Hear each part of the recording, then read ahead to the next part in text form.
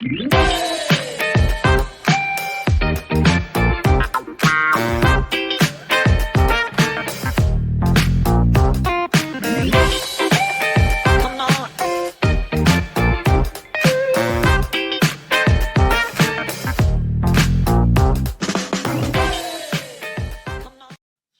morning, Autonomizers.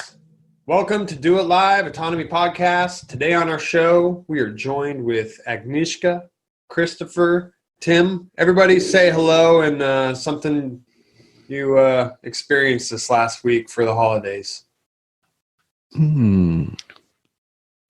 Well, I can say hello first. Hello, my name is Agnieszka, and we have just started our new podcast this last couple of weeks. So having a show over Christmas and supporting our audience throughout the holiday season has been a lot of fun. I'm looking forward to more. We'll give you a little sneak peek of that later in the show. Chris, how was your week last week? Yeah, I finally got my interview with Brett Venotte out. We recorded it last week. It took me a while with all the holiday faena going on. It took me a while to get it edited because there were so many links dropped with Brett, and I wanted to be careful. There were still a few links I couldn't find. He had mentioned a few studies that I would have liked to have included in the show notes. I can always add them later. But we had a great conversation about the collectivist. Mainly, it was about the collectivist push in the public schooling system. And yeah, had a good Christmas. Still going on, you know. We're still doing Christmas. My brother will be here tomorrow. We still haven't done Christmas with that side of the family, and I'm looking forward to New Year's. Every New Year, I do this. Is a thing I've been doing since I was in college. I do a reflection of the previous year. Basically, you know, I go month by month, and I kind of highlight the milestones, the key points, and it's a good exercise, I think, for anyone to do. I have this slight obsession with chronicling my life, so I've got looking forward to New Year in 2020. Not looking forward to it, but I am. That's pretty much it. Yeah, I've got 2 interviews in the pipeline as well that I've done. I just need to edit them and get them out as well. So I should at least, and I've finally gotten the knack of making a premiere on YouTube. So that's fun. I did that with Brett, and it was pretty cool. That was the first time I premiered it, and we were able to. There was chat going on during it, and I was able to interact with people. And I thought I could get the hang of this. This is pretty cool. But ultimately, I still want to move everything I'm doing over to BitChute. That is something I really want to do. That way, all my things are in, because I'm all over the place. So I want to make sure everything's in one place. And I've been keeping an eye on autonomy. You know, it's been quiet this week because, you know, the Christmas holidays. So I'm looking forward to things. You know, I know the lecture last night went well. Gaining momentum again, and just trying to avoid the holiday blues. And that's where I appreciate Agnieszka and her group at Raising Excellence. You know, they talk a lot. They're talking a lot about that topic, how to get through the holiday blues. We got a clip of that too. Thanks, Chris. Good Tim, morning, how was guys. your week last week? Oh, great. We took a 3-day trip to Chicago to see Grandma. We got all the stuffing of the turkeys ourselves in during the week. I managed to get a few autonomy exercises in. I did a webinar on Sunday night. I did the Raising Excellence podcast on Monday, and then about 5 or 6 hours of autonomy lecture last night, which was a lot of fun. I stuck around for the Q&A, and I felt like I wanted to get re-engaged with autonomy and season 2 and how the lectures were going. And I want to start my new year now. I'm not waiting till the 1st. So ready to get busy. Awesome. Yeah, I can share that sentiment. This Sunday, we're going to be doing a goal setting dinner party where our friends will come over. And Chris, I really like how you reflect over the year, because that is an important aspect to show appreciation for what you've accomplished, because you can't just keep going without stopping to appreciate what you've done. So this Sunday, we're going to get together and just go over the major aspects of our life and areas of improvement, and then write down some firm goals. And we actually did this last year, so we'll be able to check out what we covered last year to see how far we came. Holiday week was really great. My wife vended a holiday night market downtown, and the family, along with my in-laws, we all took a trip down and stayed at an Airbnb nearby. So it was a lot of fun, close proximity with family, and like minimal work. I think the only time I pulled my laptop out last weekend was for the podcast, which is great. And then, it was really fun watching my daughter open up presents. She definitely got the gambit. She got more presents than all of us. So nice. Yeah, really So great John, to take a pause and have some family time. So this is really cool. We have 5 season 1 people on the line, and this is the end of season 2 just about, and it's about 1 year since we all started working on autonomy. And it would be nice at some point to do a reflection of where we started and where we are now, because I see so much progress. It's really exciting, and I can't wait to see what happens at the end of next year. Yeah, let's maybe after the clips, just check in and show some growth. I am really curious on how season 1 graduates interacted and were engaged through season 2. It's something that I've been thinking a lot about and have some ideas for season 3. But yeah, let's circle around to this and talk about our achievements. It's funny that you'd say that there was no work over Christmas, because my initial response was like, well, what do you mean? Christmas is a lot of work. And then I realized you were talking about like the computer work, not the cutting vegetables work. Oh, yeah. Like, he's so not a woman. Well, we all cook here on our property, the in-laws, my wife, myself, and I'll tell you, we ate really well. And so, but it's not all, doesn't all just fall on one person. Everybody chips in for each dinner. So having many people, and it's makes it easier. Yeah, I always take the Polish Christmas as a responsibility, so I end up doing a little bit traditional stuff, which takes a lot of time. Like so it falls on the mom, the grandma to feed everybody. Yeah, grandma's passed away though, so. Yeah, so you're Raising Excellence podcast on your Polish traditions, and then the expectations around the traditions, and who's going to cook, and then what are those expectations. It was really nice to hear kind of how that was going. I had a similar experience when I went to Chicago, and I found that the older generation couldn't do it anymore. And I went into our relatives' cousin's kitchen, and they were in a panic because they didn't know how to do the meal. So they basically gave me an apron, and we got to work. So Nice. Yeah, it was fun.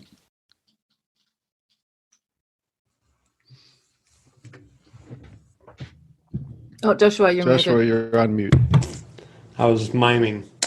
So let's go ahead and jump into this last week's clips. Each Do It Live podcast, we go through the previous week of autonomy and highlight some of our favorite clips from everything that goes on within the community and the lectures. This last week, even though we had some holiday space, there still was no shortage in the content that was delivered. And let's go ahead and start off with last week's Q&A from last Sunday. Have formulated words. I do not have a current offer. When we first spoke, I told you that I know many things. Marketing is not one of them. All right, good. I don't smoke.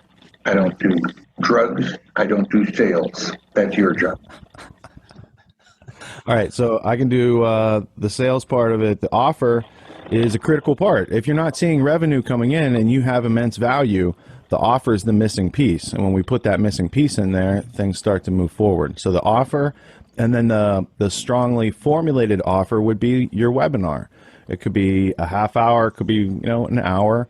I know you have a lot to say on these things, but it would take people through the why, the what, and then the how. The how is taking your course, but they want to know about the why they would need to take your course. What's the advantages for them? What's the benefits? And now that we've all heard the word webinar 19,000 times this week, there's a lot of students who understand and are looking for practical applications. And it's a lot easier for them to look at your work and help you come up with a webinar than it probably is for them. But by helping you, it helps them, because then when they have to do it for themselves, they've already done it to help you. So I think that's a good group strategy effort. We can mastermind and come up with some ideas and come up with an outline. And then we just have a meeting with you like this, and you would present your webinar, and then we'd put that on your website. And so call to action, offer, webinar. These are the 3 steps that you need to open up the doors for revenue to come in. It doesn't promise that revenue comes in, but basically it's saying if revenue came, it could find you. Then marketing brings people to that offer. So those couple steps I think would really help you. And it makes sense that you're stuck without those steps. So you're in a phase. I don't think it's terminal. So just a little bit of context to that. Michael Badnarik, part of the autonomy community. He's an author, a presidential nominee. He had some website issues and came to Autonomy Unlimited to find a solution for that. And he has some very valuable products to offer the world. And so Autonomy Unlimited is now helping him with a new website and to help him get his offers onto the table so that people have the opportunity to receive that value as well. We're going to do even a one-up, because Rich was talking about how the process... Is the website up already, or are we... No, but I'm going to give you a special look. So the design is up, and last week we had a meeting with Badnarik, Deirdre, and Kara to work on the copy for the website. So there's just Latin right now where the copy is, but you'll be able to see a sneak preview of what the new website will look like. Things still will change depending on how the copy flows, but you can see the now like modern design that we got going on for representing Mr. Badnarik. Pretty excited about this. Good job, you guys. Thanks. But we'll be able to really highlight Badnarik, and my goal for this is to, create a legacy for Michael, so that even when he's passed on to the next phase, that his work is still able to get out there and make a difference. So excited for this. I hope to get the copy in with the freelance or with the copywriters this next week, and then it really can start taking shape into something that the client and the whole internet will be able to enjoy. Any other aspects of last week's Q&A? Anybody want to talk about? I guess I'll chime in a little. Hey, Michael. Welcome. Hey, guys. Yeah, hey, it's good to see everybody. Yeah, I just wanted to add to that. The Q&A with Michael being there, I thought he really, displayed some stuff. And honestly, I'd been following Michael for quite a few years. I went to a couple of his courses, and I learned some new things. That philosophical work, Lighthouse book that he put out, and we talked about a little bit, was something I had really never even heard of. And really his perspective on philosophy is something that I'm really interested in exploring more. And actually I've got a call with him later today. So, I think this, once again, we're just, it's just like one discovery after another. Every week there's just some new information out there that's just, golden. So I thought I'd add that in. You just love autonomy that much, right? I do. Yeah, we all do. Oh, Joshua, it's that thing again. Just coming in contact with the community. Yeah, there's pockets of deep information all over the place. And so if you've never heard of Michael Badnarik, definitely check him out. There's some videos of him online, but we're really going to be organizing his life's work into one location so that when you hear that name, you do a Google search, you find our website that we built for him, and there you go. Everything is right there, spoken to you in order to lead you on the path of discovering the depth of his knowledge. So really, I feel really,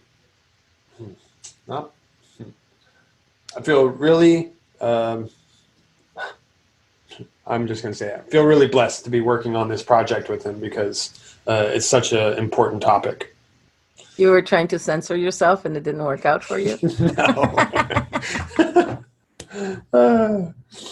All right. Well, next up, this last week was we had Tim's BS Detector. That was Sunday night. Correct, Tim? Can you give us a little bit of context of this presentation that you put together? And then we'll jump into a clip. Yep. I wanted to kind of trace from evolution all the way through current times and events, the impact of eugenicism and racism, and really go from T.H. Huxley and Darwin all the way through up through Epstein. And it was a really fun project to do. It was a little frightening, but engaging and kind of like a marathon. I really enjoyed the training and the execution, and now I'm what do I do next? That's what I'm thinking about next. So let's take a look at a clip. This is Mr. Huxley again from Brave New World, and he talks about creating a caste of clones. So there was no more family, there was no more sex, it was only cloning, and that was the Volkanovsky process. And he had these castes, and the deltas were the second from the bottom class. They had alcohol in their blood when they were young, and when they were in a surrogate. They had a lack of oxygen. Oxygen was restricted so that their brains couldn't develop, but they got more oxygen than the epsilons. Now the epsilons, they were the lowest caste. They couldn't read or write. They were deprived of 80% of the oxygen in the tube. They had the most alcohol in their blood. They had to have the worst jobs that nobody else wanted to do. They're making deltas. All this stuff reduces IQ, reduces thyroid function, interferes with sex hormones, and are endocrine disruptors. Even the European Union says that glyphosate is a harmless tool or a sneaky poison. We're having discussions about that. This is the level of estimated autism prevalence in 2018. So we've gone from 1 in 166, which is bad enough in 2004, to 1 in 59. It's a genocide. This is California public schools diagnosed with autism. From 2001 to 2016, it's gone from under 20,000 to over 100,000, I'm assuming now, students diagnosed with autism. This is not by accident. What is going on? This might be one of the most important slides of the show. The autism, glyphosate, and vaccine reactions.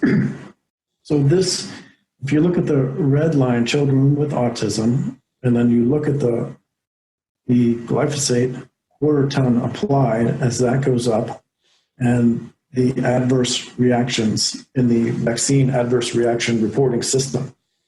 Those are the reactions. So there maybe correlation is not causation. But if I see this chart, I'm not rolling the dice. Yikes. Well, Tim, I really appreciated the way that you were just laying out the facts there, pieces of evidence for people to come in contact with and come to their own conclusion. How was the presentation and building up to it? Like that was a large amount of information. When did you hit complete to give That's a that good presentation? question.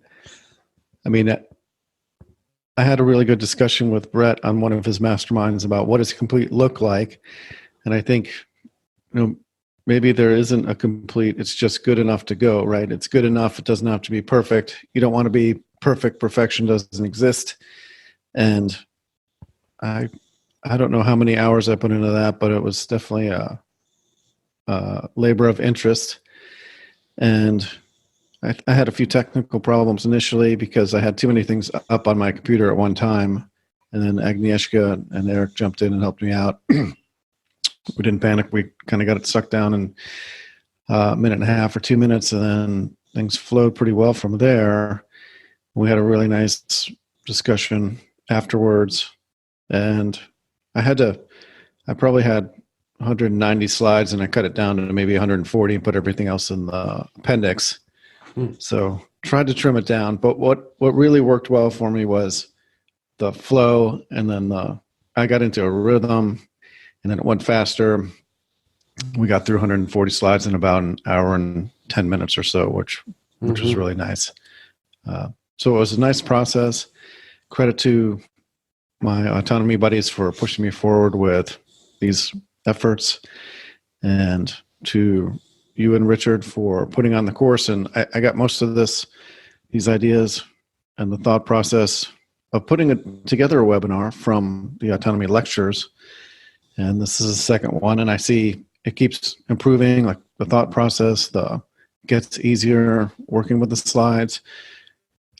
Richard suggested doing a documentary, putting it into a documentary format, using some of the people in autonomy to leverage their skills to create a documentary. So I'm starting to think about, how to do that and what to do next. Well, great job distilling the information to fit on slides. The slides really help because when you're talking about evidence, it helps to see it, right? Yeah, really, I try to use the words of the people who said them they indict themselves. You don't have to make anything up. Just use their own words for the most part. Yeah, I mean, even just to see the Brave New World, kind of the mechanisms that he was writing about, and how they were creating different caste systems in the population, you can see that mechanism being applied in our society. Yeah, it's amazing. I mean, you think that no one could be that evil or harmful to other people, but not everybody is like you. Not everybody is like what you think a good person is or should be, or they're not necessarily good to other people. Some people value power or control or money over relationships. And that's the idea of the presentation, is that scientific materialism, the rule of science over spirituality, has caused many issues, and it's continuing to cause many issues, and it leads to not a good place. You need a balance. And that technocracy and transhumanism are not necessarily things that are going to be good for us in the future. So we might want to take a look at that. Yeah. But is that really true? Do people really value power and money, or are they just trained to do so? Are they brainwashed to value power? Because I think that innately humans value collaboration, and what we are doing, the reverse crabs in the bucket, where we're lifting each other up, right? Yeah. It could be that indoctrination makes them that way, or culture, or family, or history. But reading their own words, I mean, they believe that they have the right to not only to control other people, but to weed out the unfit. And it's very challenging to think about people who think that way. I mean, it's very challenging. Yeah, and the culture is probably a result of the indoctrination, because the people who are creating the culture, who are or are participating in the culture who are already indoctrinated? And how many hundreds of years has that been going on? Yes, thousands, I think. So, Exactly. I was just having a discussion with a friend whose nephew is being spanked. And so we were talking about spanking kids. And I choose to have a peaceful parenting approach with my kid. And so he was asking me for some resources on that. And he's like, he was having a difficult time trying to just convey like that concept. They were getting, like he said, angry at him when he was bringing up the peaceful approach to not spanking kids. And so I was giving him some resources, and there's a myriad of scientific studies now on the damage of spanking kids. And these studies have been out for like 10, 15 years. And so it's just like what you said, like this is still like people are still spanking their kids despite like scientific evidence, despite logical contradictions in their own head of is it okay to use violence on another human being? What are you teaching your kid by using violence on them as they're raising up? But still, this kind of just family tradition, family environment just keeps getting passed down still to this day. I was still rather shocked that he was having a hard time with that argument, despite, there's scientific evidence even to back this up. Tim, Yeah, I think it's. Go ahead, Mike. I wanted to kind of follow the progression of your idea in regard to this, because when Richard was suggesting the documentary, and I apologize for kicking in right here, because I think that's that peaceful parenting part is an awesome piece of the puzzle. But how you went from just having this idea to essentially potentially becoming a documentary. I think that's I think the fact that this group of people, you've got access to this group of people, is really broadening the the potential that you have and the reach that you have. And I think this is just an awesome example of how just a good idea can be turned into something so much more. Yeah, can you recap what your discussion was with Rich about next steps last night? Yeah, I think, he had asked me about how the presentation went and what I thought I could do and next, and I had asked him for some feedback, and he suggested that I could create a documentary by stripping off the verbiage and then handing that to maybe Tyler or somebody who could put in B-roll film. We could do voiceovers. We could put some music into it, and then it could have that format of a documentary. And last night, Brett did it. Rich played a small clip by Brett, maybe 5 minutes, and it was a basic documentary of B-roll film and talking over with some text. And then we talked a little bit about doing the smart reads and how bringing the text to the words to life in a better way reaches more people and increases the quality, and that I could outsource that and farm it to other people in the community. So I'm really trying to just absorb that and think about what that means. And I'm not sure exactly what to make of this work, like how to leverage it into value for more people. So I'm still thinking about that. But the nice thing that, Mike, you mentioned is that the community is very supportive. There's so many skill sets that we can leverage. And being able to reach out to people to get feedback and have a place to test and have like a fear and judgment-free place to experiment and role play and present. And it's really fantastic. And being a season 1 person and being able to continue to contribute in having conversations with season 2 people, kind of helping them come along, and then trying to be an example and following other people's examples, like Chris's fantastic podcast, website, and Agnieszka's Raising Excellence podcast and website. And You're part of the Raising Excellence, Tim. And everything that Joshua's doing. So these, be able to get on the Discord at 7 o'clock in the morning on Saturday and run things by Amos, all these things. And then, talking with Mike at midnight on Saturday night, stuff like that is fantastic. It's really, really good stuff.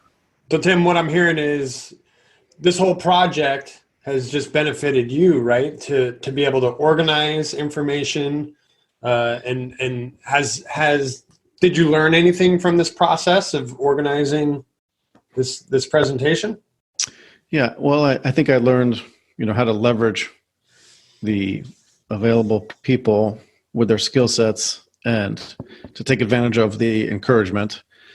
And then, seeing the examples of what Rich is doing every Friday night, knowing that you can go a little bit longer, and then being able to leverage some visuals, a little bit of motion, and speak over facts, being able to present, using Zoom, all these things that I take for granted now that you guys have taught me and that I've learned by doing are fantastic. And I'm hoping to double down on that and leverage it up in the year to come in season 3 and find other ways to contribute and provide value back to the community.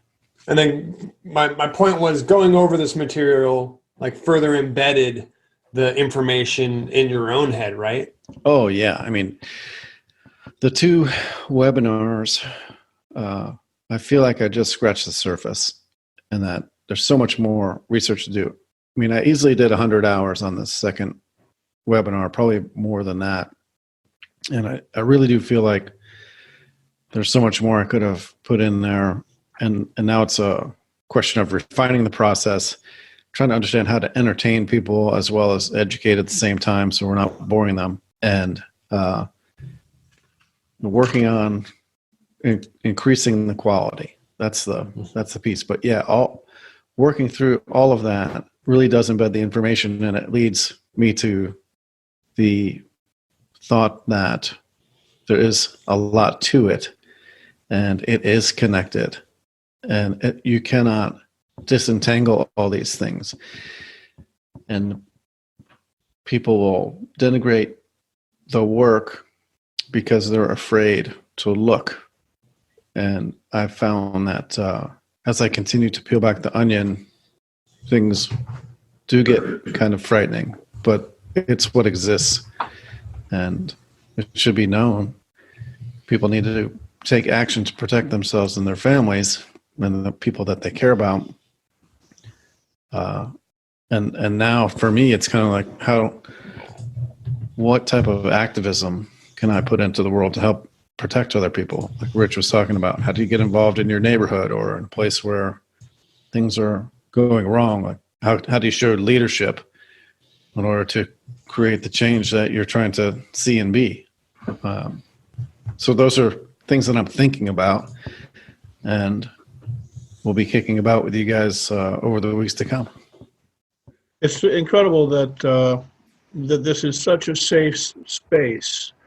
And I haven't been very active even in season 1 or in season 2. I've been almost not, I've just been, just kind of jumping in here and there. And, it's fun to be a part of the, like sort of a chat community. But when I look at what you've done and what other people have done, I just kept thinking while you were talking that this is such a great safe space that's been created through autonomy that you can take a risk and do that. I mean, I'm kind of afraid of it in a certain, certainly, but I don't know. I love it, and I loved your presentation. You had so much great information. I was actually just thinking about. Well, I think we even talked about this a little bit because something I'd like to do is take this kind of information into. We have like some small community venues here where I live and do a presentation. But of course, I would do it first at Autonomy,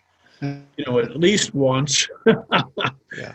But and I was wondering what you were thinking. And then I heard talking about documentary. But are you thinking about doing something like that where you're standing up and talking to a group outside of Autonomy?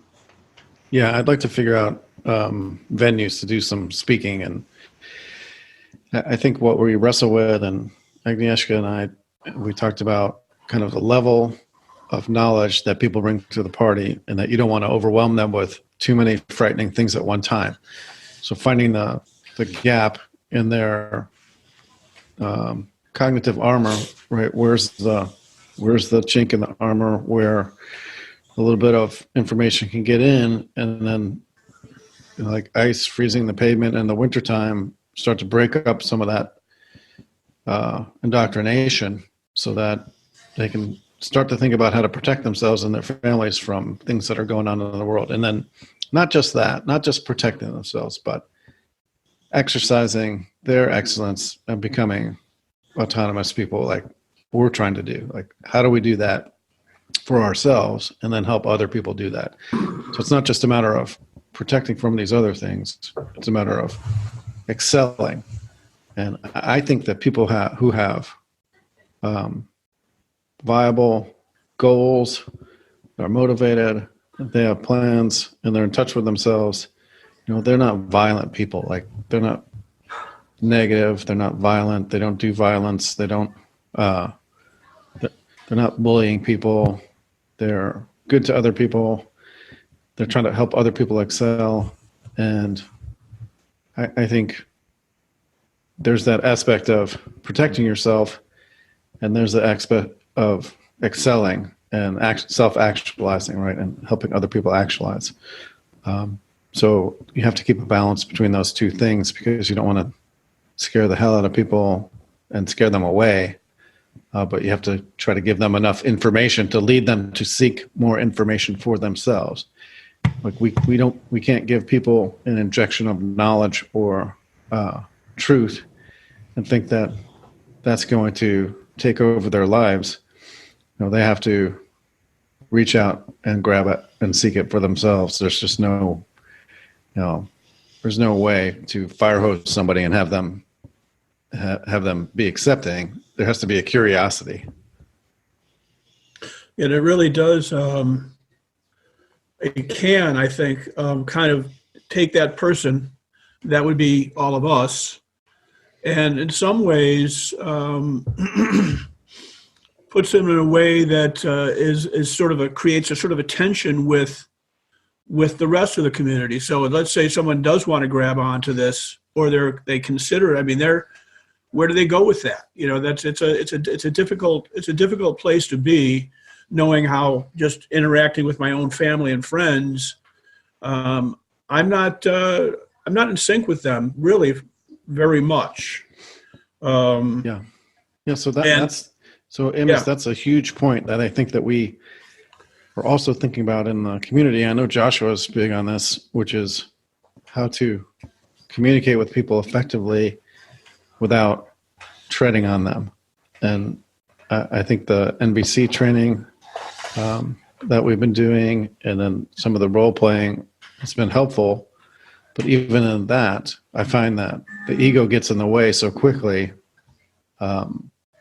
and things have to be really, really calm and level. And you have to be in touch with yourself in order to have those communications. And we know how tough that is. So I'm still working on it. Ditto. Yeah. It's those close relationships, those loved ones, that are the most difficult, because there's the most at risk. Yeah, and it's our egos at risk anytime we engage in those things, and we have to put that aside somehow. And to engage, we can't alienate, which is what I think that's the first reaction, that, people they just don't want to go there. And if they do, well, who knows what happens. I mean, I think, slowly some people in my family have come to understand some of the things I believe. I don't know they always believe it, but they're they'll look at it a little bit more. But many of them, I send out a multitude of emails all the time to them, and they don't even look at them. They're like, oh, here's another one from Dad, about saving the children from doctors and stuff like that, and they just can't go there. But anyway. Yeah, I have a goal of getting to a point where I'm asked for my opinion on things, because I'm sure you guys share this. That doesn't really happen that often. But I'd love to create that environment where I have an opinion and I have a view on the world, and as part of the family unit, it's good to. I'm constantly asking for their perspective on politics and what's going on with the world, and so just to be for me, I'm just trying to get a seat at the table to where we can have this open discussion and examine reality from all these different perspectives, and everyone's growing and learning from that. They probably think you don't watch enough television. It's true. I think the opposite. Well, thanks so much, Tim, for putting that together. I'm really excited to see where the project goes. Amos, thanks for jumping in, and yes. It's great to have you part of the discussion. Next, we're going to move to Mr. Christopher McMillon. He had a fantastic interview with Brett Venotte. It was really great to kind of put the spotlight on Brett and just kind of hear a lot of what he has to say instead of usually Brett's interviewing others. So I got a nice little clip to kick us off, and Chris, then we can talk about kind of the back end of everything that it took to put this presentation or this interview together. School sucks. Stay out of school. That's a hot topic, Robert Kiyosaki, that I like, a message that I love it when he bashes the school system for that. He'll say it straight out, the schools are not teaching people money, how to handle their money, how to invest their money. Do you think that could be intentional? I don't think there's anybody there who really knows how to teach that. I mean, I think there's lots of cynical approaches that we could take to that. I don't think, if school is to make good citizens and school is to serve the political and corporate interests, having a bunch of people who are very financially free and deeply financially educated is not in the best interest, because those people are not dependents. And, unfortunately, our political and economic system requires various dependencies. And so, you could parallel that with the healthcare system and big pharma. Yeah, sure, absolutely. I mean, school is a place where you learn to be a dependent. And I think there's plenty of people who have an interest in continuing that inculcation of dependency. So, Christopher, this is a product of your season 1, right? You had the idea of doing a podcast, and then you just started doing it, and then you nailed James Corbett as someone to interview, and you've been hitting the ground running since. Tell us a little bit about your interview process with Brett Venotte. How did you come up with that idea and then reach out and make it happen? Well, on one of the mastermind evenings where, he comes on and talks with the autonomy group, I was chatting with him, and, he made the offer. I was planning to approach him anyway because he's Brett Venotte. He has a lot to say, particularly about the education system, because his podcast has been going for a long time. He was an early influence for a lot of people, particularly in the homeschooling community. So we arranged it, and in fact, to be honest, we had arranged it before I'd actually come up with a topic to talk about. I thought, we agreed, okay, let's have a chat, but he kind of said, well, what do you want to talk about? And I thought, this is an open slate. But one thing that I had always in the back of my mind, the topics that we did talk about, I wanted to discuss with him, because on several occasions on his podcast, he mentioned how he too was a leftist, like me. You know, I always considered myself very left-wing. I took pride in it before I really knew what it actually meant. And that was an example of how, because of the education system, you just parrot what makes sense to you and what seems appealing to you without putting any thought into what you're really thinking. I think it's hard for people, especially who are going through the education system today, to come up with their own ideology. So, same as Brett, it was a slow process, but then, you know, I think we both discovered that freedom, absolute freedom, is a great thing, and you can't have absolute freedom if you're a Republican or if you're a Democrat. There are other options, and many people don't realize that. So it was nice to talk to him about that, you know, his thoughts on the collectivist push in the public education system and his own journey from, you know, being in that mindset, having been indoctrinated himself, to a more freedom-minded point of view. And yeah, we had a nice chat, and then, you know, we got kind of personal, talked about what he's up to, his latest projects, his personal challenges where he's lacking certain freedom in certain areas of life, and where he does have a bit more freedom. I thought it went well, the conversation. Took me a while to get it out, but it flowed really well, Chris, and I really enjoyed listening to the whole thing. I noticed something in there that did you present talking points? And tell me about that process. Did you come up with some initial ideas, send it to him for approval, and then you guys both had a copy in front of you? Tell me about that. Yeah, I had emailed him before I basically had 3 points that I wanted to make. Those that I mentioned: the collectivist push in public education, the debt system. I wanted to talk more about the student debt system and how it's basically a conspiracy. I mean, let's face it. You know, they just hand out money, you know, loans and grants, because they want these students, these kids, to be in debt for the rest of their lives. That's what they want. It's a great deal. Think about it. They get indoctrinated, and they're debt. They're in debt for most of their lives. And what a great deal! Can't remove that debt with bankruptcy, or like it's a ball and chain until their grave, right? Yeah, exactly.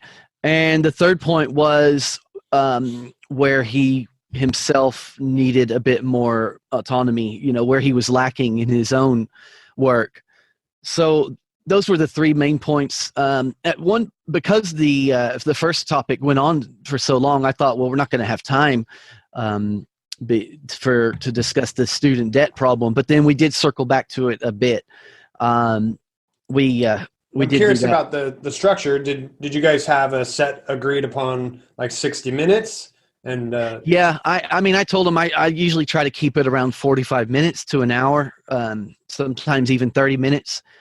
And at the rate we were going, it was going to go on for 2 hours. And I probably could have kept going, but I had to get going. You know, I had other things. I believe it was a Wednesday, and I had to get the kids on Wednesdays. I have to get the kids to the PE class. Yeah, I can't, but it could have gone on. But we got in the main points, I think, that we needed to talk about. But basically, those were the 3 main points I wanted to cover with him. I thought that was more than enough. And Brett, he has a lot to say on any of those. You know, he's good at his narrative. He's good at organizing his thoughts while he's talking and making it coherent, making great points and tying it into everything else. He's fantastic at that. So yeah, he was an easy interview, to be honest. And then tell me a little bit about post-production. What work did you do, and what are you adding on to just having a Zoom interview with somebody and throwing that up there? Well, for me, all the links and topics that we talk about it's important for me to drop the links in with the video, because that's the whole point. People go to it and they say, "Oh, what are they talking about?" Oh, boom, it's there. There's a link there. They can just go right on it. And so I go through I watch it again, and I take notes, and I mark basically what we're talking about and what links I need to look up and drop in that moment. And then, of course, I've I started using OpenShot editor, so I've been constantly experimenting with my intro and outro. It's probably not necessary, but let's face it, it's fun, makes it more appealing. And then in the little intro that I record before actually putting on the interview, basically telling people how it went, what we're going to talk about, and my thoughts on it. You know, I got that idea from Brett. That's what he does before all of his shows. He gives a quick little intro, and it seems like he usually does it afterwards. He'll, for example, on many occasions, he'll say, "Oh, we had a bit of a technical glitch up here," or just whatever there is to say about it. And I thought that's a good idea. I think my intro monologue was a bit long-winded. I think from watching it, I was like, all right, just shut up and get on with it. I'm telling myself that. So in the future, I'll try to keep them shorter and sweeter, to the point. You know, it's a constant learning process. That's and great. Chris, it's it was really fun awesome making to, the intro and outro. You know, I was able to throw in a lot of positive messages for anyone who's actually watching it. Yeah. Yeah. You snuck in a bunch of screenshots of some powerful memes in there. And I really love to hear about the elements of what all of these different pieces you're putting together to make some valuable content. I love the live links. I think I always find that valuable when a creator adds those, because it's one thing to be like, oh, I should look into that. It's another thing to take the effort of doing so. And when you take that effort out of it, it makes it really easy for people to dive deeper. Love the intro. I've been watching closely how it's been evolving, and I really do like the summary you put at the beginning, because it gives context, and you're building a relationship with your audience, or your audience is building a relationship with you. So to be able to kind of get behind the scenes of what they're about to see and hear, like what you gained from this, what your experience was with it, it really adds a good deep connection to the content that you're putting out. I really like that. Yeah, thanks. I just, in the beginning, I think I used Zoom just to record myself, and I thought that's not necessary. I just use my iPhone. I found that a lot quicker and easier, and the quality is better, because sometimes I'm just using my laptop camera. One of my goals this year is to get a new camera, and sometimes the image is a bit grainy and not great. So with my iPhone, I just make a quick little recording, and that's it. Yeah. Transfer it, and it's done. Yeah. And as far as dropping the links, I mean, I'm standing on the shoulders of giants between autonomy, all the support and influence going on there. And the ideas are, I mean, there's not much original that I'm doing. It's just I've seen the practical applications of the giants before me. Dropping the links, that's James Corbett. I got that idea from him. He always says, don't believe me, do your own research. Here you go. And he makes it as easy as possible for the consumer to find out these things themselves, because you can be told something, but you don't really learn it until you look into it for yourself and experience it yourself. And so that's an important part of it, is drop the links, and you're paving the way for raising the bar for everyone else in order to produce content.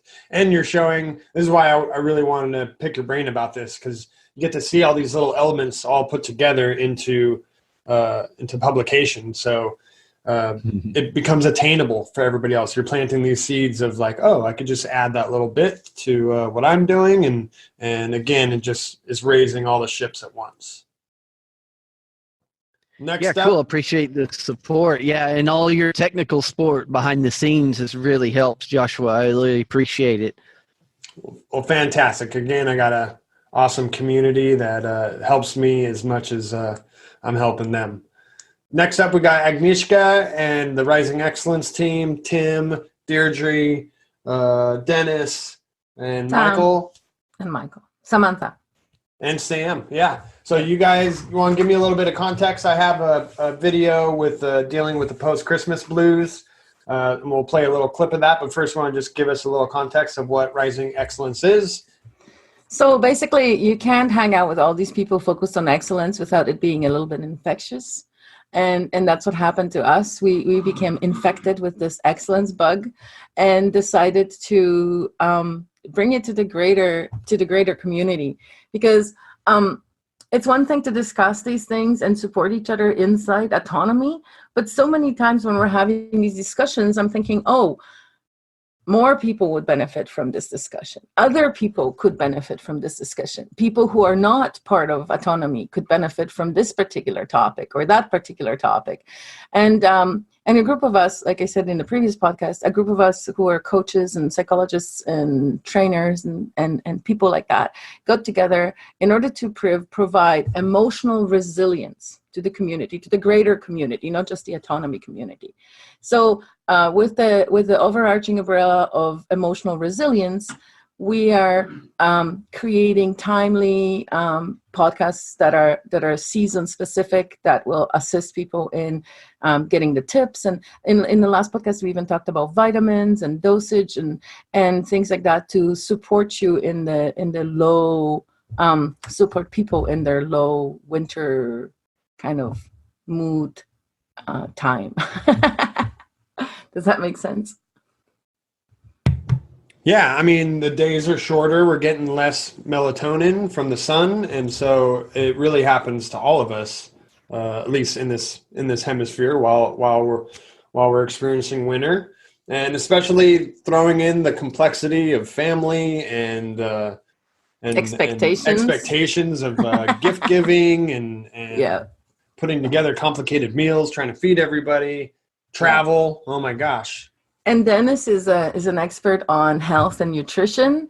He's been studying it for 20 years, I think. Wow. So when he talks about vitamins, it's supported by a lot of knowledge and a lot of background. So, you know, I tend to really like, and the adjustments that I've implemented to my own diet because of my conversations with Dennis have really helped bring my energy level up and make me a little brighter. Does that make sense? Brighter? Yeah. Well, let's take a quick little clip. Take a look at a clip.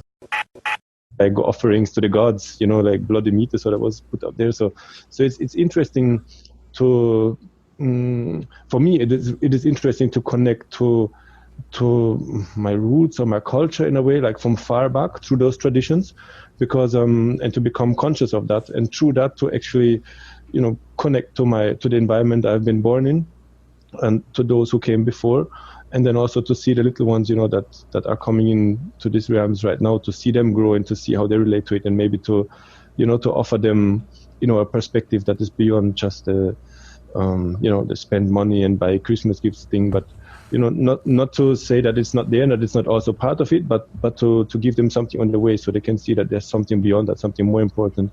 And I think for sure, who are a little for older, sure. It's also an opportunity to, you know, to cut through all of that superficial stuff and to go deeper.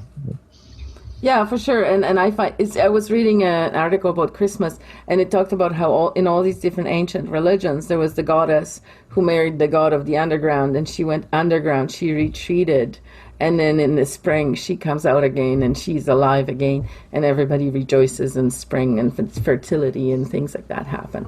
But it is, and I think that a culture of commercialization that we live in currently, and it's so prevalent among all of the families, it actually takes away from that time of retreat or time of quietness, and it leaves us at the end of the Christmas season a little bit raw, a little bit ragged, a little bit stressed out and worn out, right?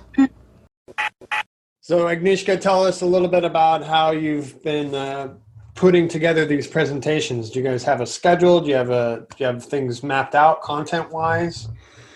Okay, so excellence is infectious, like I said, but at the same time, perfection is not a requirement. So we started off and we're fixing issues as they come up.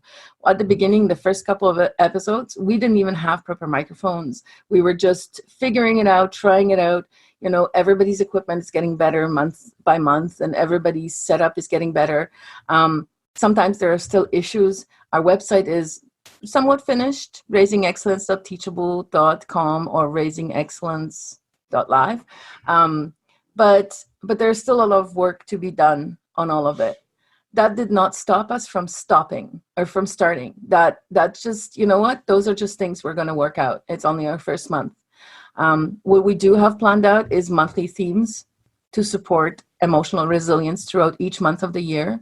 In addition to that, we have weekly themes. Where is I'll tell you guys what the theme is for next week. So December 30th is Cyclics Challenges, Rebirth and Resilience. So that's the theme for next week. We're also going to have some special event on Christmas Eve, I think, as well as Christmas Day. We're going to definitely do a Christmas Day show. I am hoping, even though I haven't told him yet, that Michael will do a journaling exercise for New Year's. For New Year's, and maybe what Chris was talking about, we definitely might implement that in the show as well. The what you're grateful for, what you've accomplished each month of the past year. And that's a very interesting exercise. And then for January, we have the theme for January is getting things done. And so we have different theme for each week. Stick to itness being the first week, getting back to reality is the second week, connecting with your body is the third week, and then healing the chipped self-esteem would be the fourth week of January. That's what we're going to be discussing. And there are 3 podcasts a week, and you guys can tune in at any time. And just, if you're having a low day or something, just hear we're silly. We're not always serious, but we're somewhat entertaining. Great. Michael, what are you getting out of it? And, some of the things that I definitely want to mention is, again, working with a group of people that really I think we can build upon. And for me, a lot of the stuff that I'm getting as a benefit out of this is the effort that these guys are making in regard to the social media, all the different ways that access that we're going live. We're doing YouTube, we're doing Facebook, what else? We're on Periscope. There's a bunch of other venues that for me, I'm not that technically gifted, so a lot of this stuff kind of gives me access to that thing. So from like a practitioner, someone that's trying to put more information out to people, we're supporting each other, but we're growing together. And this, I mean, the value that I'm getting from this practice of doing this on a regular basis, I feel I'm growing so much, and then learning so much. It is a wonderful experience, and I think our value is just increasing as we learn about each other. And then what are the things that maybe we need to mention, or what are the things that we're missing. It's an incredible experience for me, and I'm just so grateful to be a part of it. That's great to hear. And one more thing I wanted to mention. We did in December a show on Dennis's trip to Jamaica. I don't know if you guys are aware, but our own AUTONOMY, Dennis Eckert, went to Jamaica, and there was a documentary made about him and his efforts in Jamaica, working with underprivileged kids and bringing capoeira into Jamaica and making capoeira a thing in Jamaica, because there was no capoeira in Jamaica when he showed up 20 years ago.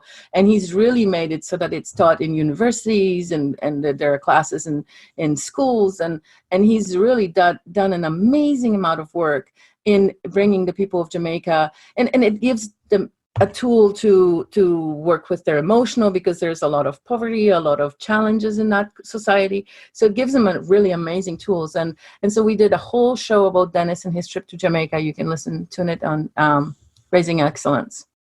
And we will be doing shows on each of us as well in the future, but maybe once a month or so. And there's a documentary of his journey as well somewhere? The documentary hasn't been completed yet. It is done by a guy who's in Harvard, I think, at this time. And he's just done the raw footage while they were together in Jamaica for the 2 weeks prior to Christmas. And so that is going to be put together, and hopefully we'll see it soon. Yeah, wow. Well, I'll look to your show to see what's going on with it. So that's exciting. Yeah, if you haven't spent any time with Dennis, or you don't know what he's been up to in Jamaica, it's really a great illustration of the skills and the dedication that he put in. 15 years there, and then he left to go back to Germany and he spent a year in Germany, and then he had returned. His sister-in-law lives there, and he had to go back, and his apartment was basically the way he left it. His sister-in-law was kind of keeping it up, and he was able to help the documentary filmmaker make connections throughout Jamaica and open doors that he never would have been able to open. It's a really interesting story, and he tells you it with a lot of passion and grace as well, so it'd be really nice to look at. And he's young, and he's accomplished a lot in the short amount of time he's been on the planet. Well, thank you guys for documenting that and putting out such great content out there. It's really adding value, and really fantastic to just see how you guys organically organized and are now putting things out each week. So check out Rising Excellence on YouTube, Periscope. We'll try to add the link down to the comments, to the description below. Now we're going to move on to last night's lecture. This week, we're 1 week away from graduation, and so we're really just covering some added benefits to becoming autonomous. Last night was about how to capitalize on your experience with coaching, mentoring, and consulting. This lecture for me was really valuable to hear, not only last night, but especially the first time I heard it, because it really filled in a lot of blanks of how we're able to use our own experience and be able to help others, deliver value, but also give yourself permission to accept payment for your experience. We went through in the lecture last night just how to create that for yourself. Anything stand out for any of you guys?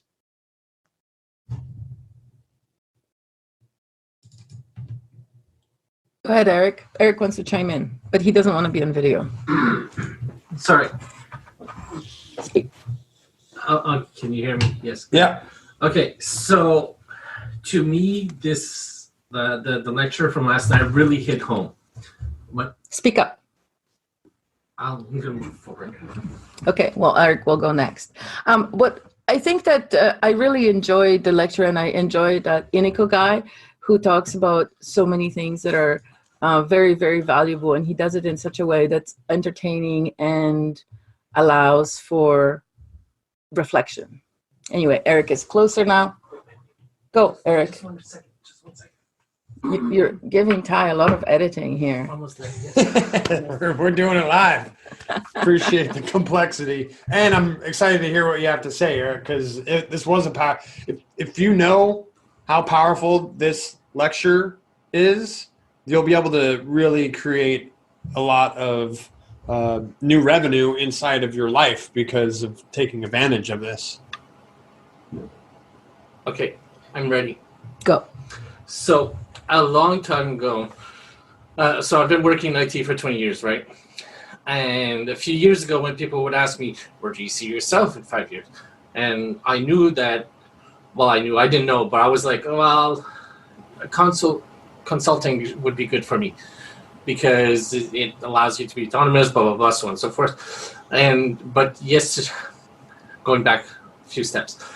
So when I was in that mindset of wanting to become a consulting, I read this book, which was aptly named From Serf to Serfdom. But from serf, S-E-R-F, to serfdom, S-U-R-F-D-O-M, whereas you're surfing. And I thought it was a great book, but I was too chicken shit to try it.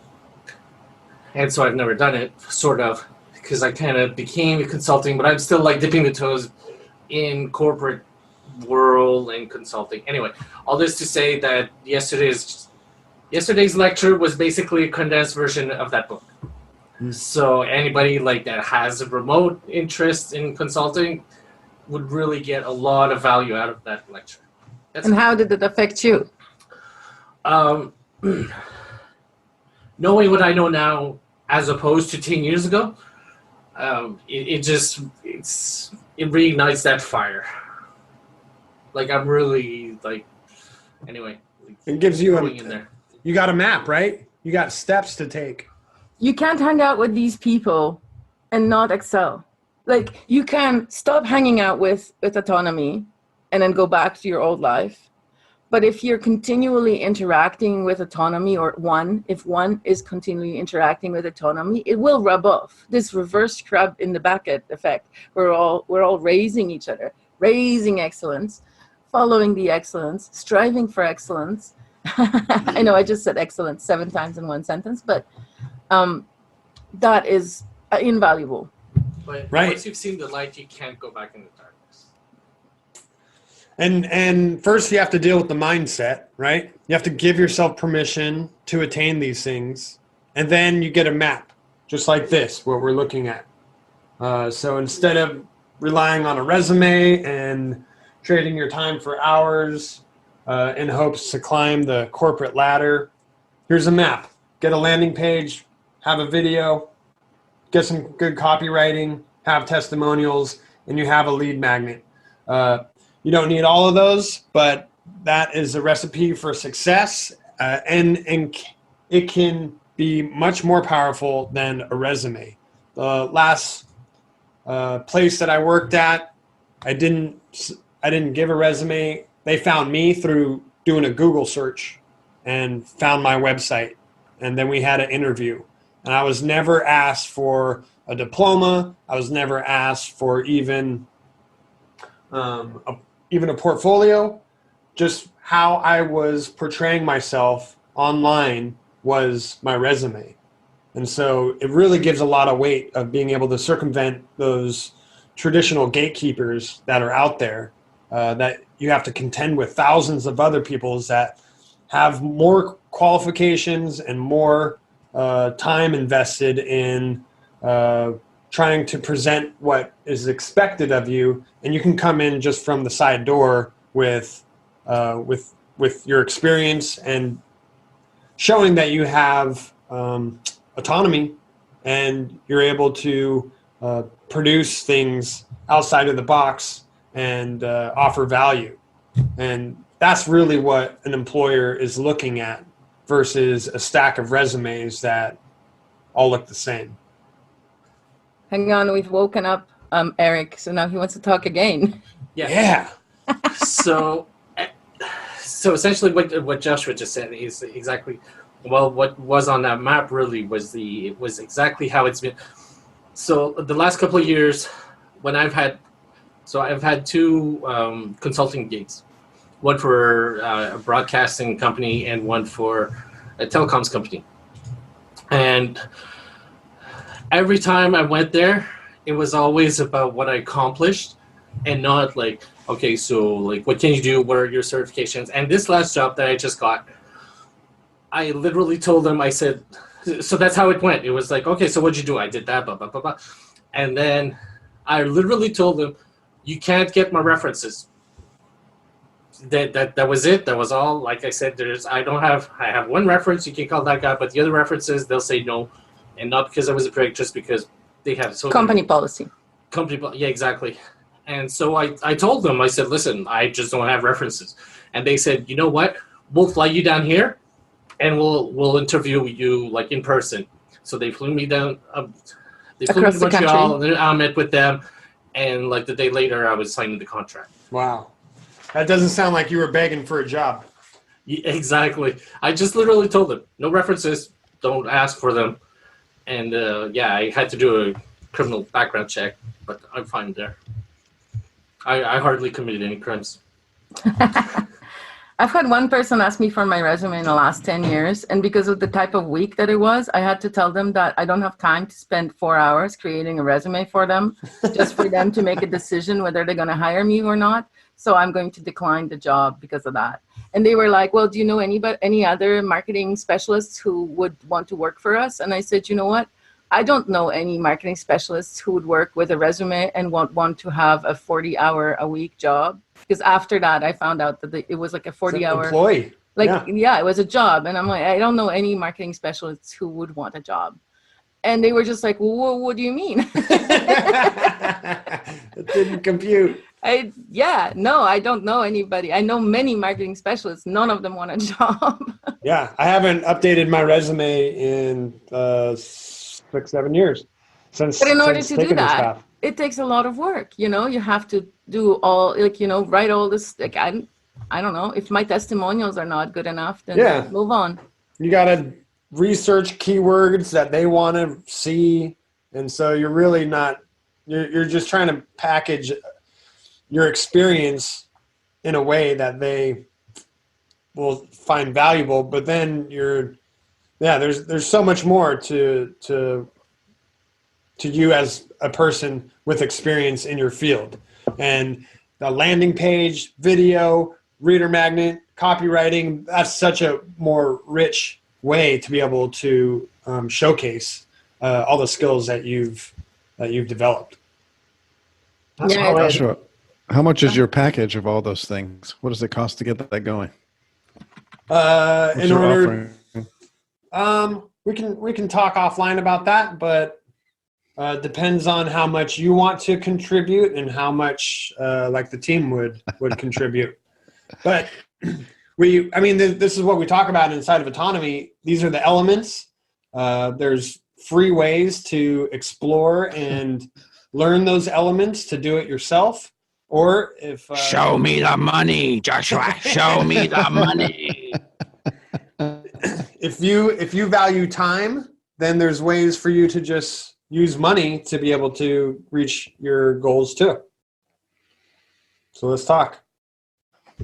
I'll add a couple things in here. You know, I had the instance where I was a construction project manager for a large A&E firm 15, 20 years ago, and was working with a particularly large client, and I was probably making $90 an hour, and really had the opportunity to go to becoming a consultant, which essentially turned my wage from $90 to $250 an hour.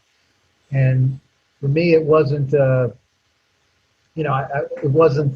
was just kind of the expedient thing to do at the time. But something that Richard put out in that presentation last night that was really awesome was that convection current of consistency. That little process that he showed us last night, I think is golden. I mean, that's probably the probably the most valuable information that I've ever seen.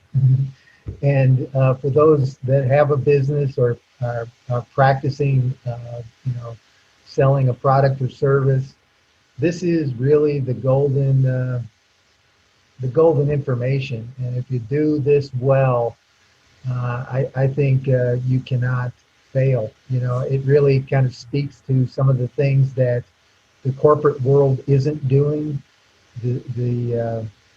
What I would call building trust and really practicing word of mouth. You know, word of mouth marketing is something that there's a little bit of a hum about out there in the world, and there are some experts, and they kind of talk about how effective it is and how to use like social media to kind of create word of mouth and stuff.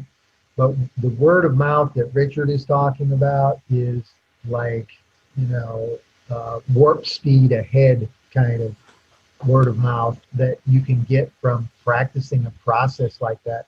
And that's the other thing. He's already done the work in regard to creating a process that you can effectively then, put a pattern in place for the business that you're doing, and then just streamline that process, practice that process, make it better for yourself, and hit the little finer points of each of the little stations that he's got along the way.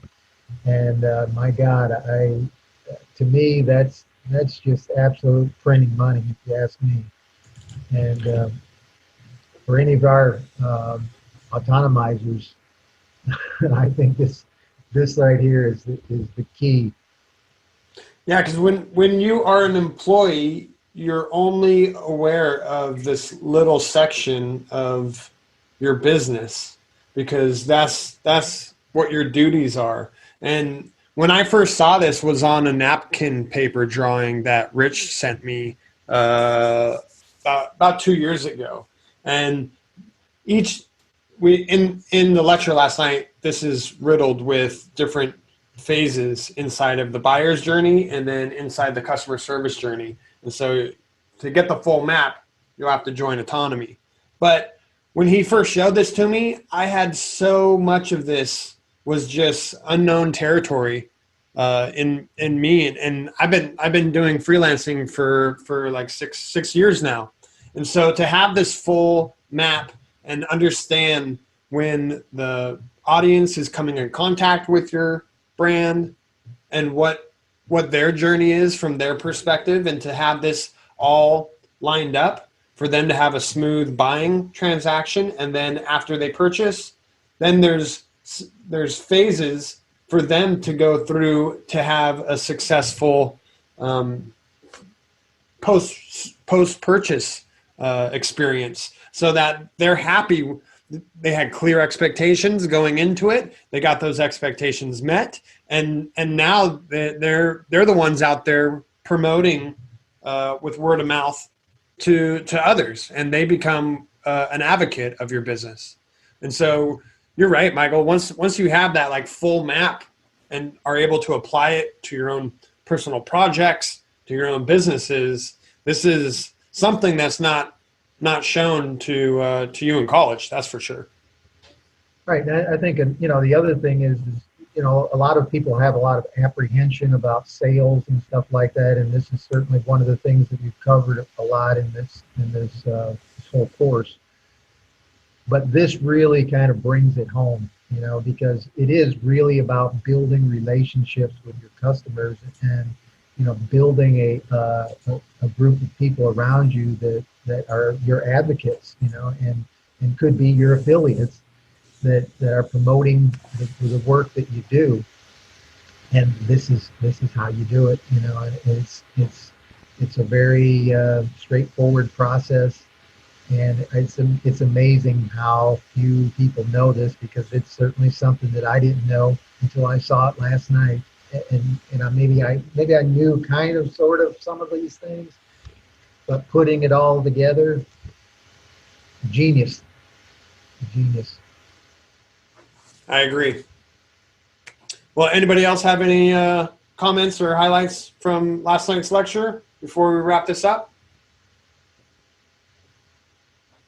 Tim, how was your Q&A? You talked about your presentation and got some feedback from that. Was anything else discussed in Q&A? I went to bed in order to wake up for this morning's podcast. I cut out at about 1, and that was about all I could get to. Yeah, and I slept, so I forgot most of it.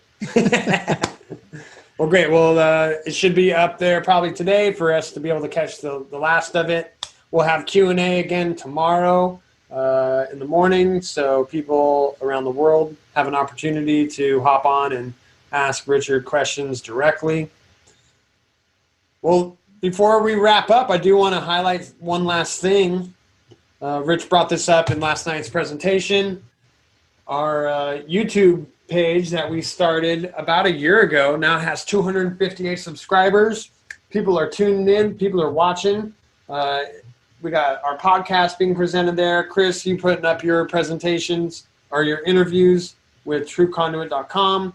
We have interviews. We have a little bit of role play action going on, and it's just a great place to see all of the side content that's being produced inside of Autonomy, and us just learning we can do it, how to do it, and then we're doing it.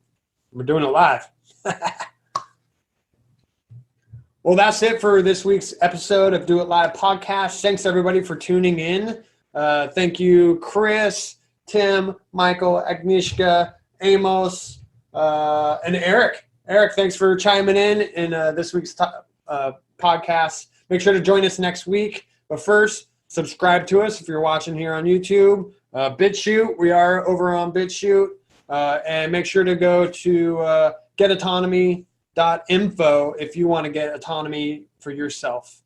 See you again next week. Next week's graduation, so we got a big episode lined up, and we hope to see you in season 3. Later.